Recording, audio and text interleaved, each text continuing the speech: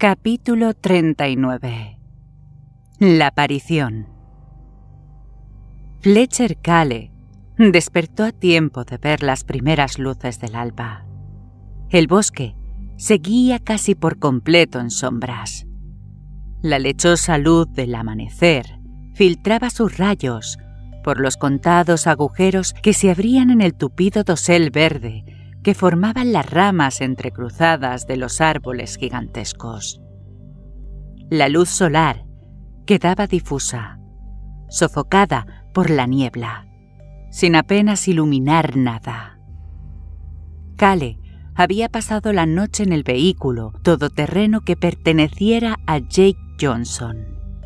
Ahora salió del coche y permaneció junto a este, con el oído atento a los ruidos del bosque, en busca de algún sonido que le anunciara la proximidad de algún perseguidor. La noche anterior, unos minutos después de las 11, Cale había tomado la carretera hacia Mount Larson, en dirección al refugio secreto de Jake Johnson. Después, había guiado el vehículo hacia el camino de tierra que conducía hacia la inexplorada ladera norte de Snowtop, y se había encontrado de pronto con un problema. Apenas 10 metros después del desvío, los faros de su todoterreno habían iluminado una señal colocada a ambos lados del camino. En grandes letras rojas, sobre fondo blanco, pudo leer: Cuarentena. Tomó una curva a excesiva velocidad y topó de bruces con un control policial. Un coche patrulla de la policía del condado cerraba el paso, cruzado en mitad del camino. Los 2 agentes que lo ocupaban empezaron a bajar del coche. Cale recordó haber oído algo acerca de una zona en cuarentena en torno a Snowfield. Sin embargo, había pensado que la medida solo tendría efecto al otro lado de la montaña. Pisó el freno deseando, por una vez, haber prestado más atención a las noticias. Sabía que debía circular una orden de busca y captura contra él, con su fotografía en grande. Aquellos 2 hombres le reconocerían y en el plazo de 1 hora volvería a encontrarse en la cárcel. Su único recurso era el efecto sorpresa. Los 2 agentes no debían esperar problemas. La vigilancia de un control de caminos para mantener una cuarentena debía de ser una tarea sencilla, tranquila.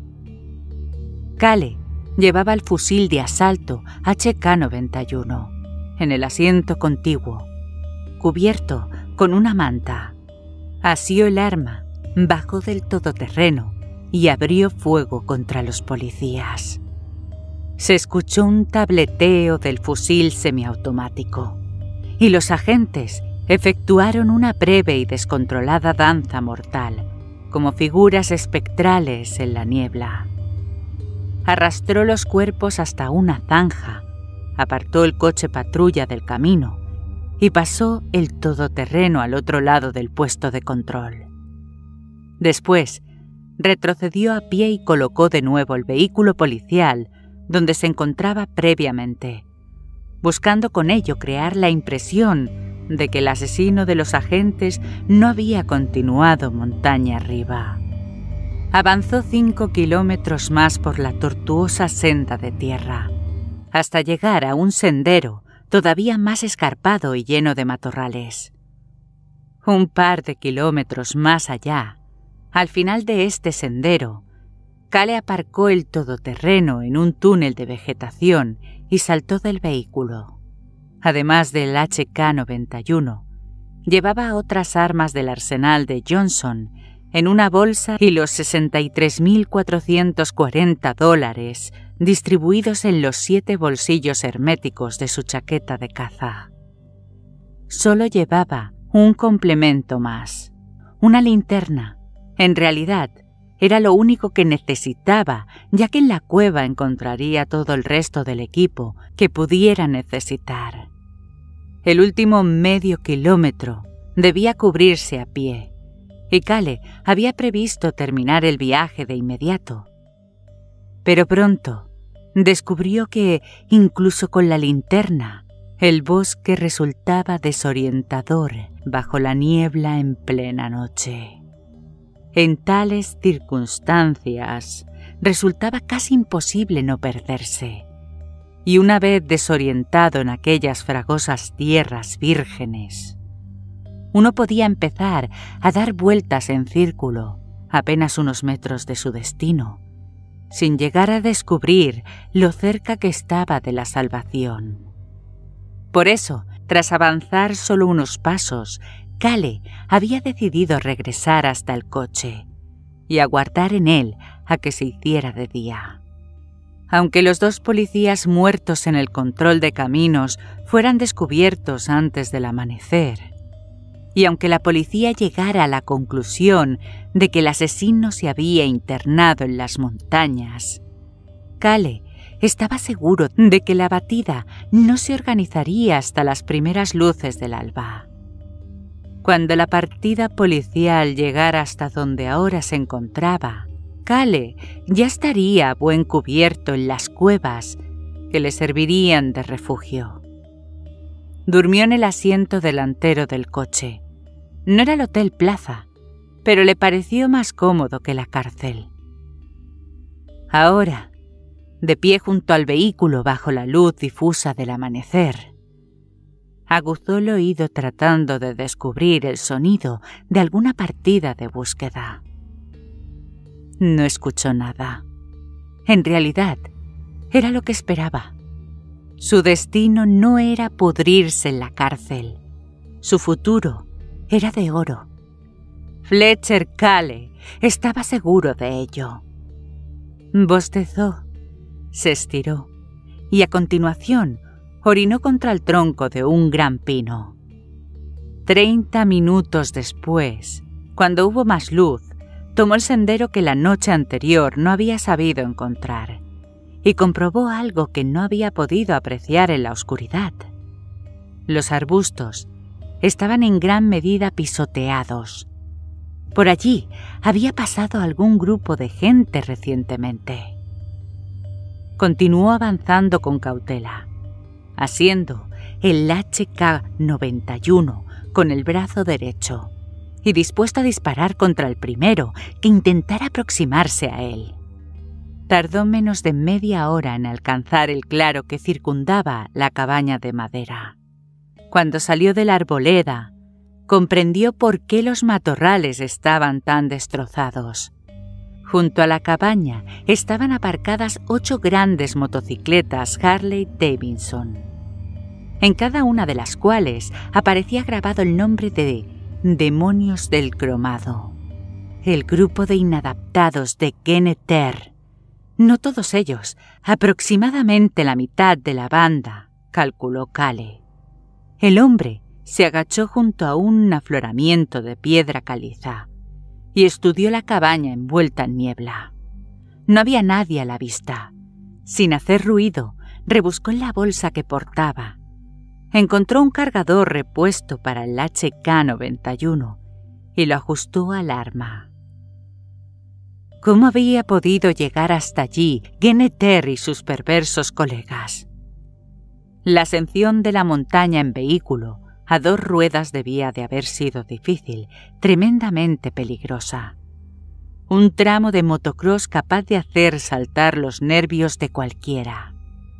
Aunque, por supuesto, aquellos cerdos motorizados eran amantes del peligro. ¿Qué diablos estaría haciendo allí la banda? ¿Cómo habían encontrado la cabaña y por qué habían acudido a aquel paraje inhóspito?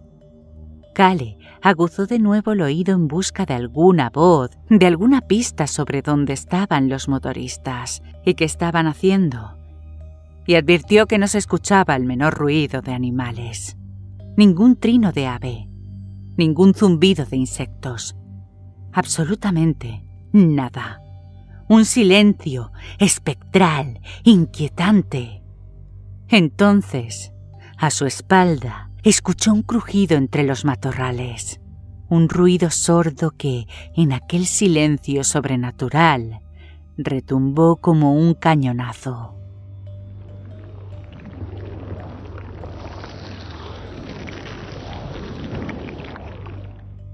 Cale había hincado una rodilla en tierra y con rapidez felina se dejó caer de costado. Rodó sobre su espalda y puso el dedo en el gatillo del HK-91. Estaba dispuesto a matar a quien fuera, pero no estaba preparado para lo que vio. A unos 10 metros de él, surgiendo de entre los árboles y la niebla, apareció Jake Johnson en cueros, absolutamente desnudo, con una gran sonrisa en el rostro. Otro movimiento a la izquierda de Johnson, un poco más allá, en el lindero del bosque. Cale lo percibió por el rabillo del ojo y volvió la cabeza en aquella dirección, apuntando también el arma hacia allí. Otro hombre salió de los árboles entre la niebla, con la hierba alta agitándose en torno a sus piernas descubiertas. También iba desnudo y sonreía abiertamente. Pero esto no era lo peor. Lo más desconcertante era que este segundo hombre también era Jake Johnson. Cale miró alternativamente a ambos hombres, sorprendido y desconcertado. Eran absolutamente iguales, como dos gemelos idénticos. Pero Jake era hijo único, ¿verdad? Cale no había oído nunca comentar que el policía tuviera un hermano mellizo. Una tercera figura avanzó desde las sombras bajo las extensas ramas de un enorme abeto. Y también este era Jake Johnson. A Cale se le cortó la respiración. Tal vez cabía alguna posibilidad remota de que Jake Johnson tuviera un hermano gemelo, pero desde luego era imposible que fueran trillizos. Algo iba terriblemente mal. No era solo la presencia de aquellos trillizos imposibles lo que asustaba a Cale. De pronto, todo parecía amenazador. El bosque, la niebla, los contornos rocosos de la montaña. Los tres Jake Johnson empezaron a ascender con paso lento la pendiente en la cual estaba tendido Cale, aproximándose a él desde diferentes ángulos. Sus ojos eran extraños y sus bocas tenían un rictus de crueldad. Cale se incorporó con el corazón desbocado. ¡Quieto donde estáis!, gritó. Sin embargo, los aparecidos no le obedecieron, pese a que Cale blandió el fusil apuntándoles. ¿Quiénes sois? ¿Qué sois? ¿Qué es esto?, quiso saber Cale. No obtuvo respuesta. Los hombres continuaron acercándose, como zombies. Cale asió la bolsa de las armas y retrocedió con paso rápido y torpe para alejarse del trío de pesadilla. No, ya no era un trío, era un cuarteto. Ladera abajo, un cuarto Jake Johnson salió de entre los árboles, absolutamente desnudo como los demás. Cale empezó a temblar al borde del pánico. Los 4 Jake Johnson avanzaron hacia Cale sin apenas ruido. Solo se escuchaba el crujir de las hojas bajo sus pies. Nada más.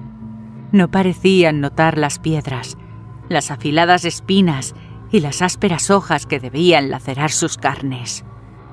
Uno de los 4 empezó a relamerse con aire voraz. Los demás le imitaron de inmediato. Un escalofrío de helado temor recorrió las entrañas de Cale, mientras se preguntaba si no había perdido la razón.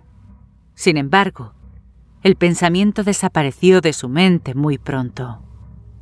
Poco habituado a dudar de sí mismo, no supo qué hacer con aquella sospecha. Dejó caer la bolsa de armas, asió el HK-91 con ambas manos y abrió fuego, describiendo un arco con el cañón del arma. Las balas dieron en los blancos, pero no brotó sangre de ellos y apenas se hicieron visibles las heridas. Estas empezaron a cerrarse.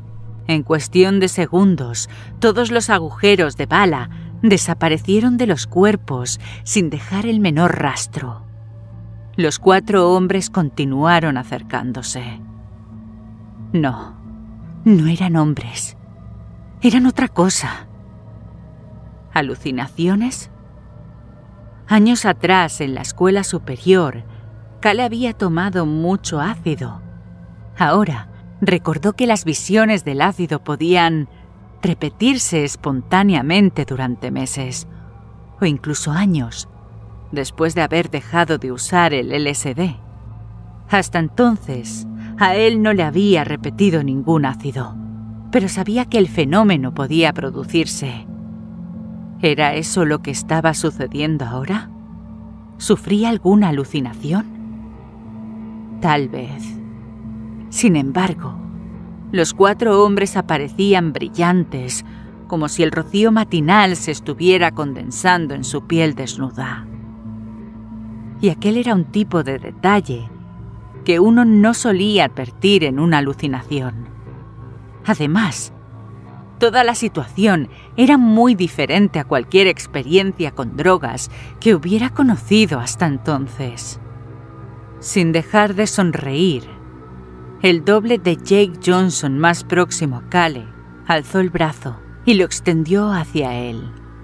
Incrédulo, Cale observó que la carne de la mano extendida se separaba de los huesos, dejando pelados los dedos y la palma.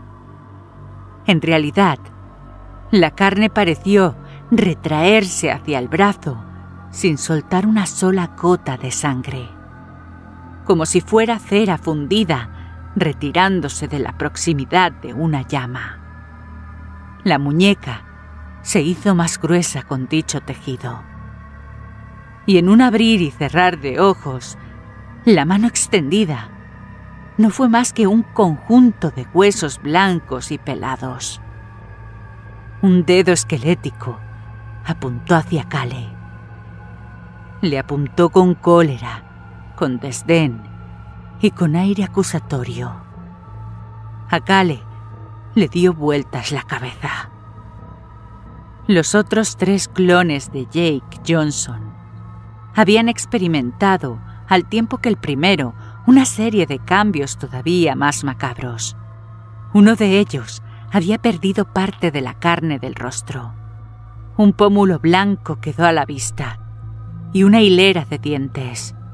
El ojo derecho, privado de párpado y de todo el tejido muscular circundante, refulgía húmedo en la cuenca ósea. Al tercer Jake Johnson le faltaba un pedazo de carne del torso y se podían observar sus prominentes costillas y los órganos húmedos, viscosos, latiendo tenebrosamente bajo ellas. El cuarto espectro caminaba sobre una pierna normal y otra que solo constaba de huesos y tendones.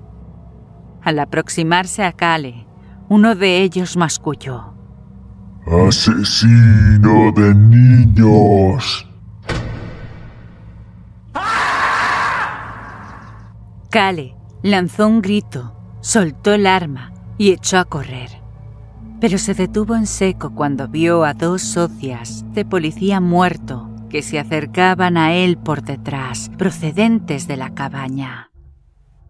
No tenía dónde huir, salvo ladera arriba hacia los grandes afloramientos calizos sobre la cabaña. Se lanzó en esa dirección entre jadeos y gemidos. Alcanzó el matorral gimoteando. Se adentró entre los arbustos hasta la boca de la cueva. Volvió la vista atrás. Comprobó que los 6 gemelos de Pesadilla seguían acosándole y sin dudarlo se adentró en la cueva, en la oscuridad, deseando haber conservado la linterna, y tanteó la pared con una mano y avanzó arrastrando los pies, tratando de recordar el recorrido, de visualizar mentalmente el largo túnel que terminaba en una serie de revueltas. Y de pronto se dio cuenta de que tal vez aquel no era un lugar seguro. Al contrario, quizá fuera una trampa. Sí, ahora estaba seguro. Aquellos espectros querían llevarle hasta allí. Y cuando miró atrás de nuevo, vio a 2 de los hombres en la entrada. Se oyó a sí mismo gimotear y echó a correr más y más deprisa hacia la oscuridad, pues sabía que no tenía otro sitio donde ir, aunque fuera una trampa, y se golpeó la mano contra un afilado saliente rocoso.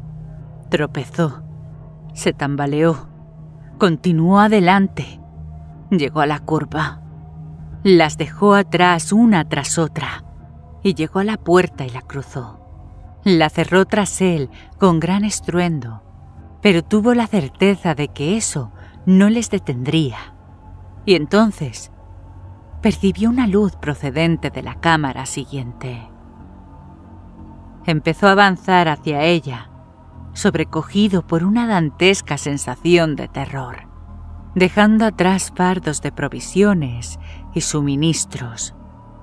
La luz procedía de una lámpara de fuel oil. Cale penetró en la tercera cámara. Bajo el pálido resplandor helado, vio algo que le dejó paralizado.